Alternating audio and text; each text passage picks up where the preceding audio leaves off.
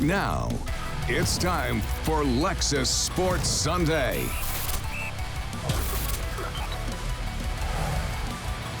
Beware, Kel'el Ware receiving strong criticism from his head coach, how the Heat big man responds.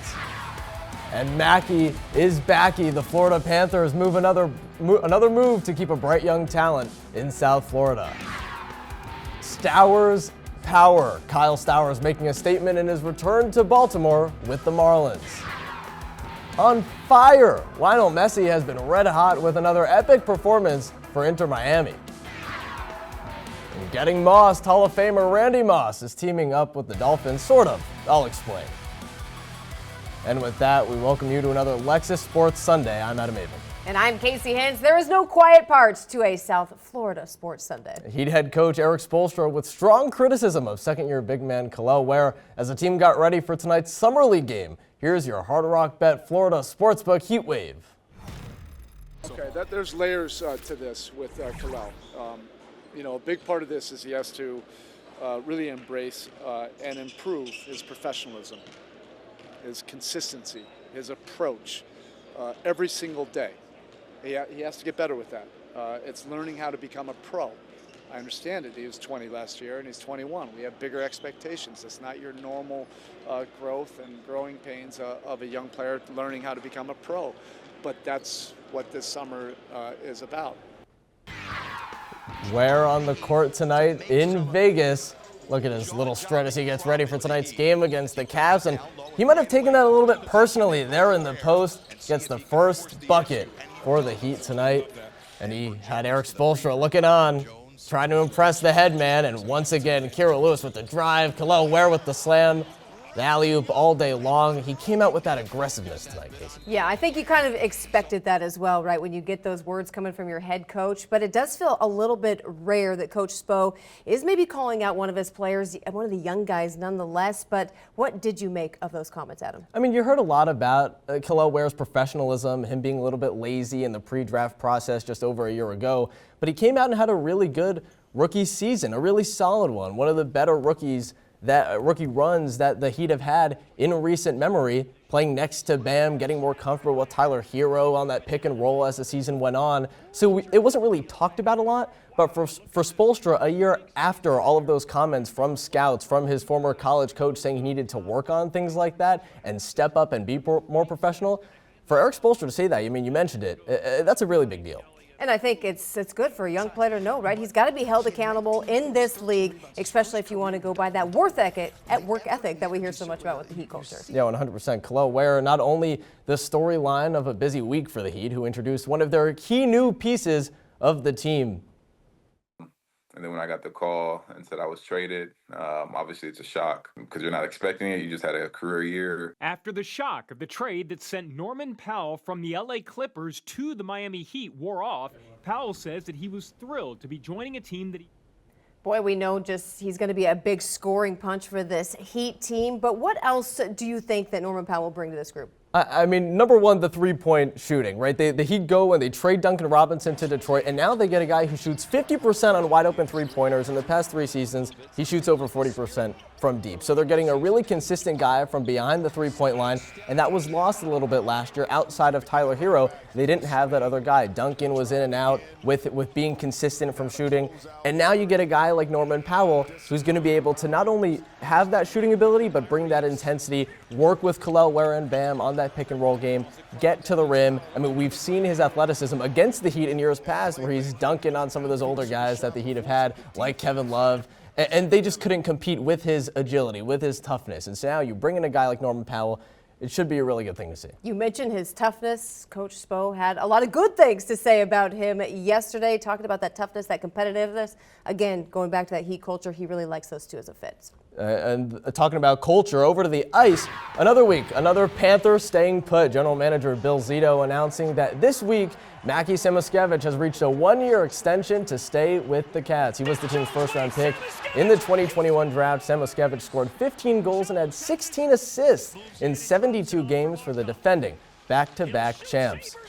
To Camden Yards, Marlins and Orioles waiting out a rain delay for the rubber match. Another fantastic start from righty Yuri Perez.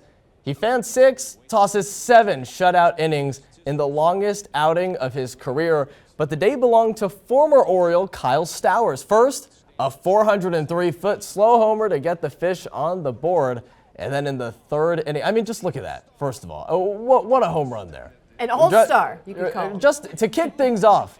And then later in the third inning, a 2-run blast to boost the Marlins lead 4-0, and he wasn't done just there. Stowers hit 3 home runs in 3 consecutive at-bats. He went 5 for 5, 6 RBIs. Marlins head to the All-Star break on a high note, 11-1, the final. Couldn't have dreamed about it any better. It's special. A lot of fun seeing the guys. Got a lot of love for them over there, and it was cool to win a series. Honestly, it just felt like I was in a good rhythm, had a good plan. Was just kind of in the moment, very grateful, a lot of gratitude. It was really special.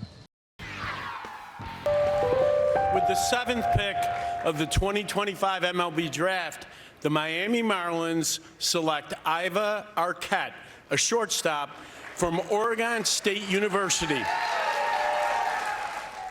The Marlins going after one of the best position players in the 2025 draft class, the 6'5", 220-pound shortstop out of Oregon State, bringing size, above average power, and a real defensive upside. The slot value for the 7th pick is just over $7 million. To Chase Stadium, Inter Miami hosting a red-hot Nashville club. But speaking of, Lionel Messi has been in exceptional form. One of the legends of the game, 17th minute, he draws the free kick. Build a wall, he'll find a way right through it. Brilliant kick opens the scoring, 1-0 Miami.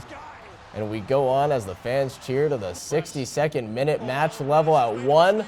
Messi steals the ball and finishes for his 2nd of the night. What a gift. Right to the boot of the GOAT. Messi extends his MLS record 5 consecutive games with a brace.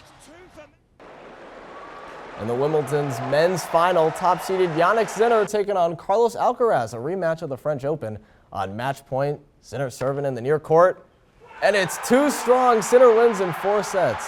4-6, 6-4, 6-4, and 6-4, the knockoff of the 2-time defending champ at the All-England Club. What a win. Meanwhile, Hall of Famer Randy Moss is teaming up with the Miami Dolphins, kind of. Moss is a part owner of Crispy's Chicken, and they held a grand opening for their new location on Biscayne Boulevard this week. They'll also open up 2 locations inside Hard Rock Stadium for Dolphins games and Hurricanes games. The Pro Football Hall of Famer also says he's doing much better after 7 months of cancer treatments and is coming back to ESPN full-time as a football analyst. He spoke about the battle and how he's doing now.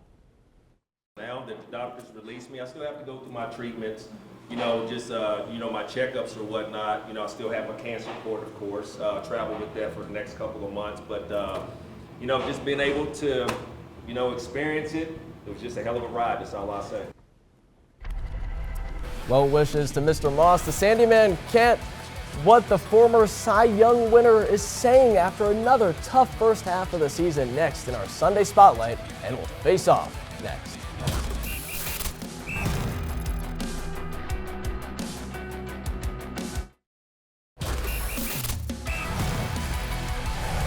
Before the season, Marlins fans were worried that the team was going to trade away former Cy Young winner Sandy Alcantara. Now it's anyone's guess what happens after a brutal first half of the season against Cincinnati. Once again, Sandy didn't have it, throwing 5 innings, giving up 6 runs in a 7-2 loss. In his 18 starts this season, Sandy is giving up more than 7 earned runs per 9 innings. The former Ace, who's coming off Tommy John surgery, is hoping he can get it together during the All-Star break. Just take time, man. Take time, rest, think about what I was doing bad during the first half. Just came back in the second half and keep competing every 5th day, because at the end of the day, I know God has something special for me, because He know I like to compete, I like to get better, and I will do it. I will do it. Well, it's now time for our Lexus Face-Off, and now, of course, the MLB heading to the All-Star break, and then we've got the trade deadline just 2 weeks after that. So, Adam, my first question for you is, what should the Marlins do with Sandy? I mean, we've seen this with other Miami legends before, right? Jarvis Landry with the Dolphins years back, a guy who did way more for the team than the team did for him. Maybe it's time for the Marlins to start shopping Sandy and maybe get something back for some future seasons. All righty, we had Big 12 media days, and Deion Sanders had some opinions on just a few things, and he thinks that colleges should have a salary cap. Adam, what do you think? I mean, it's not a bad idea. I mean, you're going to have programs like Alabama, Florida, and Oregon who are going to be taking all the top recruits. You need those lower teams to be able to compete. Tua was ranked number 91 in the NFL's list of top players. Did they get that right? I mean, the year before he was ranked 36. You look at this year, he was injured. I understand the ranking. I personally think he should be a little bit higher. He's a good quarterback. I think the biggest thing is that this is how your peers see you, right? It's that their perspective, and they still think that, if he's a guy who could stand on the field, still stay in there, that he's a guy that, can be who he has been in the past. That's good. All right, still ahead, the best in the week that was, the wild, the wacky. We call it the thrills. Be right back.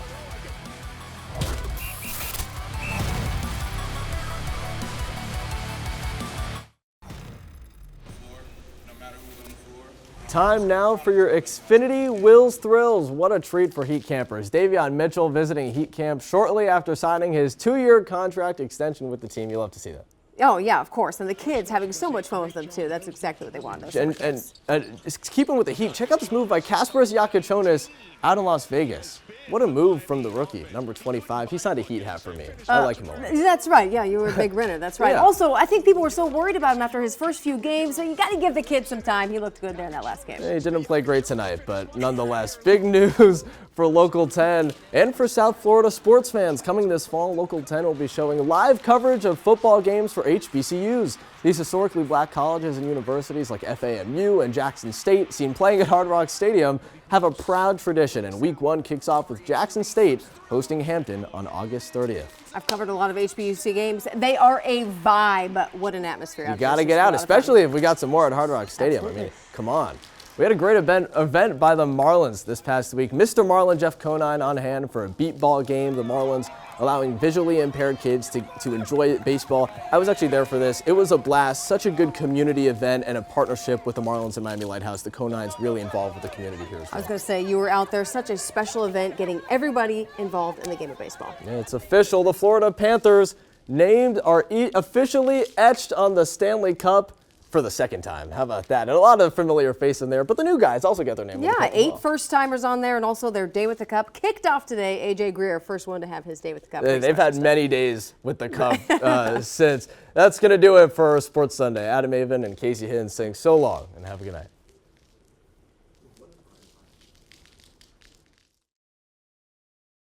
Thank you for watching Lexus Sports Sunday.